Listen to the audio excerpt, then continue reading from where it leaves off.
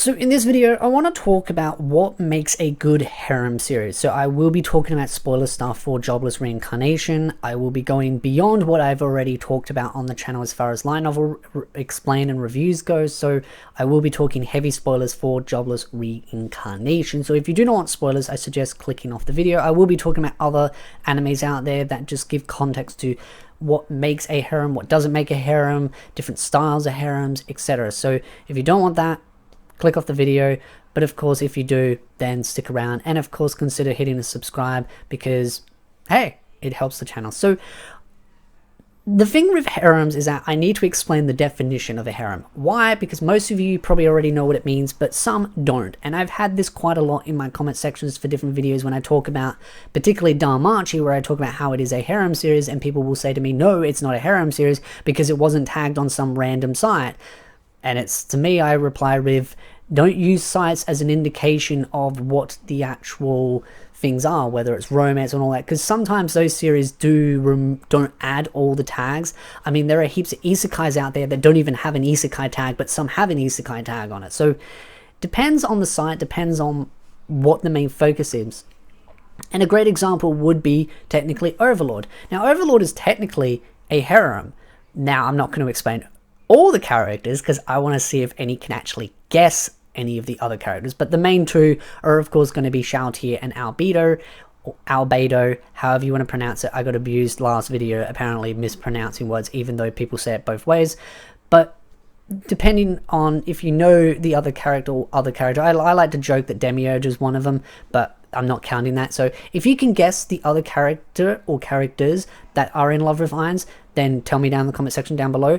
But that is actually technically a harem. Overlord is a harem, but it's never tagged as a harem. Why? Because that's not the main focus of the story. That's never been the main focus. It's just a component that's just kind of there, but it's not a focus or percentage of it at all. Now, DanMachi, on the other hand, is a harem series, and I've had people saying that it's not, because Belle doesn't love all the girls equally. You don't need to love them equally. It can be all one-sided. It can be 3 or more girls loving the main protagonist, so it has to be 3 or higher, love the same main protagonist, and it can be all one-sided. So all 3 of those girls could love Belle, and Belle not love them, and that makes it a harem. Technically, there are more than 3 girls, and technically Belle is in love with Ayaz, so it's a bit more different than that, but I'm trying to explain the minimal requirement of it being a harem. Now, Sword Art Online, Jobless Reincarnation, Overlord, Shield Hero, there are many harems out there. Date A Live, High School DxD. But the different styles of harems, as I explained, is, for example, DanMachi being one where he only has feelings for one girl, multiple girls feel for him, and so that's one style. Overlord is another style where it's like 3 or more, but it's never reciprocated. He doesn't have feelings for any of the other individuals. And then there are things like High School DxD where Issei has feelings for multitude of girls, and multitude of girls have feelings for him as well. And then, of course, Jobless Reincarnation is on that similar scope where Rudy does marry 3 girls in the order of Sylphiet, Roxy, and Eris, and he ends up living with them. He has feelings for them all, and they all have feelings for him. Now, what makes a good harem in my eyes is what I call not going down the approach of the cheerleader squad. Because one of the issues that I have with the cheerleader squad is some animes out there will add a girl to, or multitude of girls to the harem, and then once they've been introduced, been put in the spotlight, they then get sidelined, and then they only really appear to give their input during a battle scene or a revelation or context scene where they're like, oh my god, I'm going to add 2 seconds of context and that's the end of it. See you in the next episode.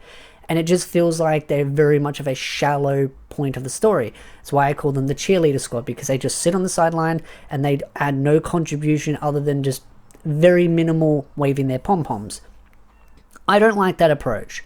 I think it's really annoying. Other series like Sekirei, well, technically Sekirei kind of does it, but also Infinite Stratus does that tremendously to a point. Now, I don't know what happens at the end of the light novels for Infinite Stratus, but in the first 2 seasons of it, that is the main thing. Main protagonist doesn't have any feelings for any of the other girls. All the girls have feelings for him, and they're kind of just following along, adding their contribution and fighting over anything that he does or does not do.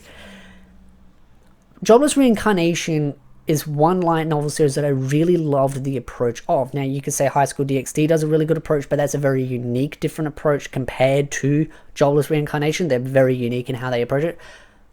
The thing that I really loved about Jobless Reincarnation, and I went into it skeptical just because I've read and watched so many harems, so it's kind of like war scars at this point, but I went into it with hopes, not super high, but of that it would go about the approach of adding a second wife. So I'm up to the point where Roxy gets added. Now I know Eris will get added, but knowing how they're doing 2 wives gives me a good indication of how they're going to do the 3rd wife. Roxy and Sylphiet are married to Rudy. Rudy loves them both and he gives them attention in different ways. So if he's at the school and he bumps into Roxy, they have conversations, they have interactions, and their interactions feel unique to Sylphiet's. His interactions with Sylphiet are different. Now, Sylphiet at this point in the time of the story has a child, so there are many different other things that contribute to their relationship, conversations. But the thing that was most important to me was not that, because that's easy to do. It's how do the 2 love interests communicate? So how does Sylphiet and Roxy communicate? Do they just only talk about Rudy and that's their entire personality? Because that is an issue from a storytelling perspective, is your entire personality built around your love for that person and nothing else ever comes out?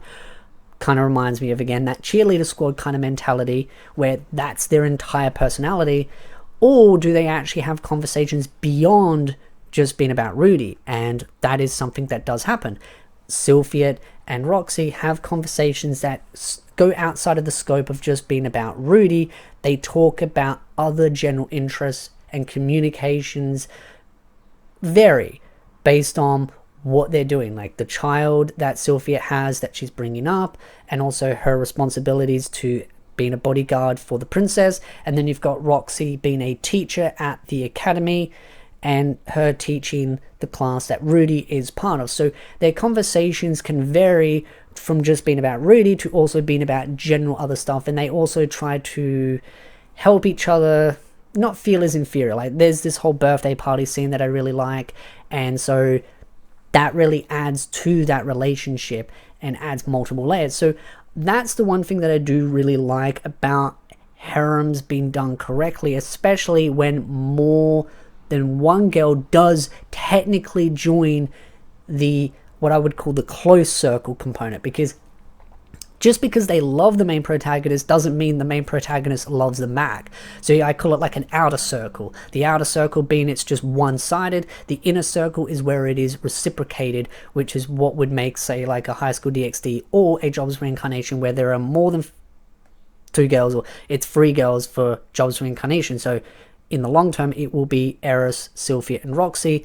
And so they're all part of that harem. They're all part of that inner circle, and they all communicate with each other, positive or negative, but at least it is not a one-dimensional sort of conversation of just being about Rudy. And it is a concern because when you look at other harem series out there, especially with the cheerleader squad issue, I know for a fact that there's a couple out there, big mangas, that have those harems, and it is very much that approach. Now, there are more recent mangas out there that do go down that route of more than one girl being in love with the main protagonist, and at least the girls do communicate beyond just about the main protagonist. But especially in the early stages of my knowledge of harems and my reading and watching, it had become an issue. More recently, authors have tried to kind of broaden out a little bit more, but I just really love how Jobless Reincarnation has approached that angle, and especially from a light novel perspective, it's just amazing. I really loved the more recent volumes, even though those volumes aren't super high action. They're very much sort of the day-to-day life of Rudy and the gang. It's nice to have that calm before the storm kind of approach and being able to see how relationships are working and built. So I'd love to know your thoughts in the comment section down below. What are your thoughts about how harems are done, not just from an anime perspective, but from a light novel perspective and from a manga perspective? Because there are many harem light novels and mangas out there, just different styles of how they're done. So again, a great example would be compared to Shield Hero or Overlord or Sekirei or Jobless Reincarnation or Nasika, Data Live, High School DxD, you name it, the different styles of how they're all done. So again, love to know your thoughts. If you like this video though, hit the like button, subscribe for more anime content, and I'll see you beautiful nerds in the next video.